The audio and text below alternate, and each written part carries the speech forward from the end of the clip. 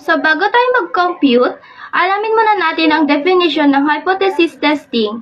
Hypothesis testing is a statistical method that is used in making statistical decision using experimental data. So ang definition ng statistical hypothesis is a conjecture about the population parameter. This conjecture may or may not be true. So may two types of statistical hypothesis. Number one, null hypothesis is symbolized by H sub O. H sub O is mu sub 1 equal mu sub 2. Null hypothesis show that there is not difference between the two population means or parameter. Alternative hypothesis symbolized by H sub 1, mu sub 1 plus mu sub 2, and mu sub 1 greater than to equal mu sub 2, and mu sub 1 less than to equal mu sub 2. Alternative hypothesis, it show that there is a difference between two population means. So ngayon, dadabo tayo ngayon dito sa versus. One-tailed test versus two-tailed test. Sa one-tailed test, may two component of left-tailed and right-tailed. Sa left-tailed, may less than. Sa right-tailed, may greater than. So pag sa left-tailed, makikita mo to sa problem, pag less than, ito yung one-tailed test na. Pag sa right-tailed naman, may makikita kang more than or greater than, magiging one-tailed test na siya. So ngayon, sa two-tailed test naman is equal. Test in both tails. Bawat sa may nakita kang sa problem is equal, so magiging two-tailed test na siya. A researcher reports that the average salary of college deans is more than 63,000. A sample of 35 college deans has a mean salary of 65,700. At x is equal to 0.01.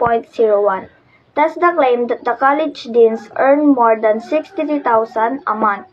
The standard deviation of the population is 5,250 pesos.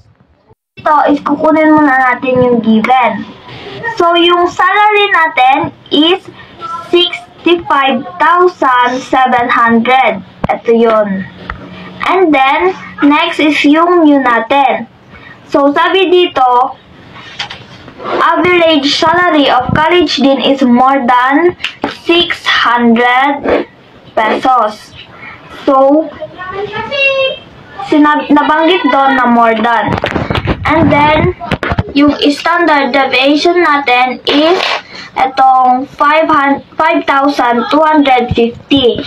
And itong n naman natin is yung 35. So, ang step 1 natin ay state the hypothesis and identify the claim. So, sa pag-state ng hypothesis ay first, ina-identify muna natin yung claim. So, ang claim is pwedeng sa unahan or sa hulian. And then, sabi dito, a researcher reports that the average salary of college dean is more than 63,000 pesos. So, yung mu natin is 63,000 pesos. And then, lagi nating tatandaan na may word doon na more than. So, ang alternative natin ay mu is greater than 63,000. So, ang tinutukoy dito is more than, kaya nakuha natin sa alternative is mu is greater than 63,000. So, para makuha natin itong null hypothesis is baliktarin lang natin yung greater than, which is mu is equal or less than to 63,000. And then, ito na yung ating magiging claim.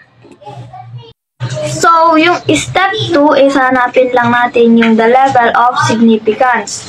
So, paano natin to mahanap? So, titignan mo lang dito yung naka-decimal or percentage na x. So, which is the level of significance is x is equal to 0.01. Then, ito na yung ating the level of significance. So, yung step 3 ay the critical value. So, since yung sinabi dito is more than, and yung more than is one-tailed lang. So, gagamit tayo ngayon dito ng t-table. And then, sabi kasi dito is, yung significance level natin is 0.01. So, hahanapin natin siya. And yun yung one-tail. And then, ito yung 0.01. Then, dito, titingin tayo sa bandang infinity. Sa pinakababa niya.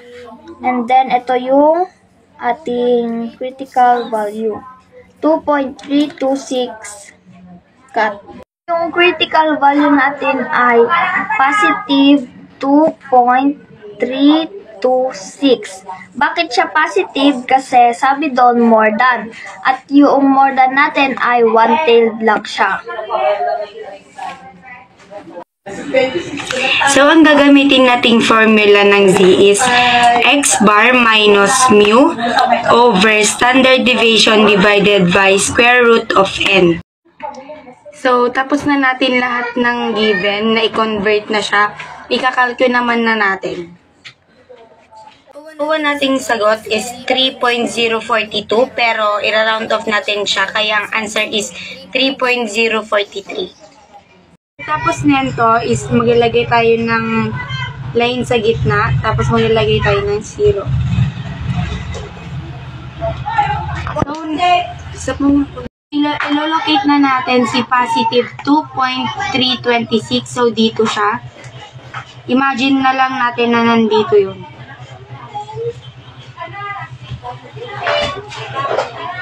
Nilagyan natin siya ng line, tapos shaded.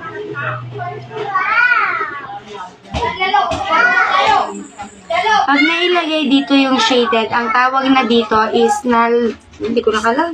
Na shaded na siya, so yung value nito is tatawagin nating reject, the null hypothesis.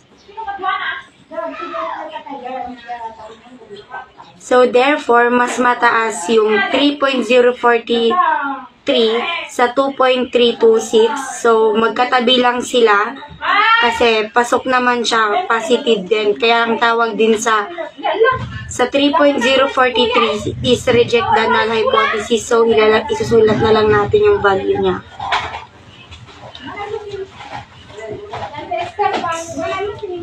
Okay. Example number 2. The average baptismal cost includes 50 guests. A random sample of 32 baptismal during the past year in the National Capital Region had a mean of 53 guests and a standard deviation of 10. Is there sufficient evidence at the 0.05 level of significance that the average number of guests differs from the national average? So, let's find the given. Ang hahanapin natin ay x bar, mu, tapos standard deviation, tsaka n. Ang x bar natin is 53 guests. So, 53 lalagay natin dito. And ang mu naman natin is 50 guests. Ang standard deviation natin is 10. And n naman natin is 32. Hanapin naman natin yung claim. Sabi dito, the average baptismal cost includes 50 guests. So, wala siyang sinabing greater than or less than. Eksakto lang siya na 50 guests. So, equal siya. Kapag equal, sabi dito, two-tailed siya. Dito siya sa null. So, ilalagay natin dito sa null is mu is equal to 50. So, ang ilalagay naman natin dito sa h sub 1, which is alternative, is kukontrahin lang natin itong nasa h sub o. So, ang pangontra lang sa equal is not equal 50. So, dumapo naman tayo sa step 2. Okay. So, ang claim pala natin dito sa step 1 is itong H sub O. Sulat lang natin. Claim. So, sa step 2 naman is hanapin lang natin yung the level of significance. So, balik lang tayo sa given or sa problem. Hanapin lang natin yung is there sufficient evidence at the 0.05 level of significance, sabi na din. Level of significance. So, ang level of significance natin is 0.05. So, sa step 3 naman, ang critical value natin is positive or negative 1.960. Bakit po siya positive, negative? Kasi po, two-tailed po siya. Naman natin yung 0.05 sa t-table. 0.05 infinity. Infinity siya. So, dito ang claim natin is H sub O equal siya sa so, ang equal natin is two-tailed. Yan. So, titignan natin siya dito. Two-tailed. Hanapin lang natin yung 0.05. Ito siya. Tapos, hanapin lang natin siya sa infinity, sa pinakadulo. Ay. So, yan. Ang infinity ng 0.05 is 1.960. Sa step 4 naman, hanapin natin yung z value.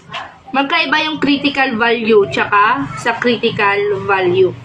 So, sa z value, ay hanapin natin gagamit tayo ng formula which is z is equal to x bar minus mu over standard deviation divided by square root of z.